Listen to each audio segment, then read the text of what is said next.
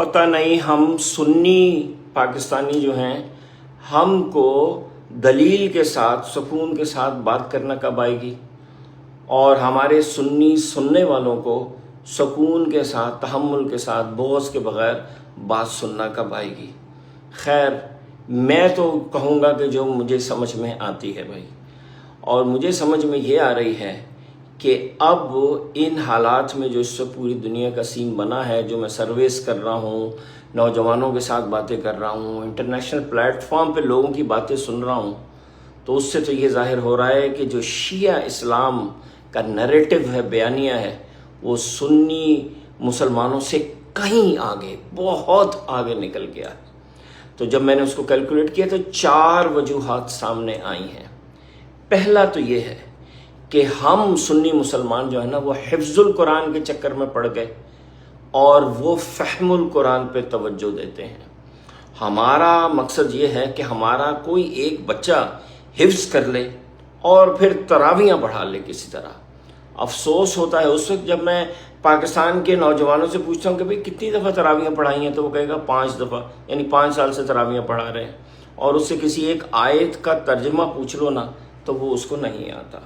یعنی سو مچ سو کہ ان سے پوچھو نا یار یہ قل هو اللہ احد میں جو اللہ الصمد ہے، یہ صمد کا کیا مطلب ہے، تو ان کو نہیں پتا۔ یہ ہے ہمارا پہلا مسئلہ۔ دوسرا مسئلہ یہ ہے کہ ہم اختلاف میں پڑ گئے، وہ انقلاب کی طرف نکل گئے۔ ہم نے یہ سوچا کہ جو ہمارا مسلک ہے، جو طریقہ ہم فالو کر رہے ہیں نا اسلام کا، اس کو زیادہ سے زیادہ میں ابھاروں اور ظاہر کروں، دکھاؤں کہ دوسروں سے کتنا ہمارا اختلاف ہے اور وہ کتنے غلط ہیں۔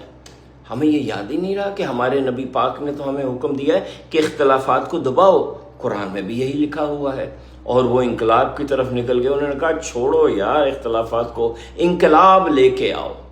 تیسرا ہمارا مسئلہ یہ ہے کہ ہم نے دی ساری توجہ بزرگان پہ اور انہوں نے دی ساری توجہ نوجوان پہ۔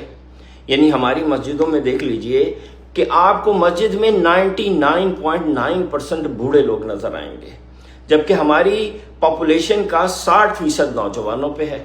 ہمارے وعظ دیکھ لیجئے، ہماری تقریریں دیکھ لیجئے، ہمارے بیانات سن لیجئے، وہ سارے کے سارے بزرگان کو ٹارگٹ کرتے ہیں، فوکس کرتے ہیں۔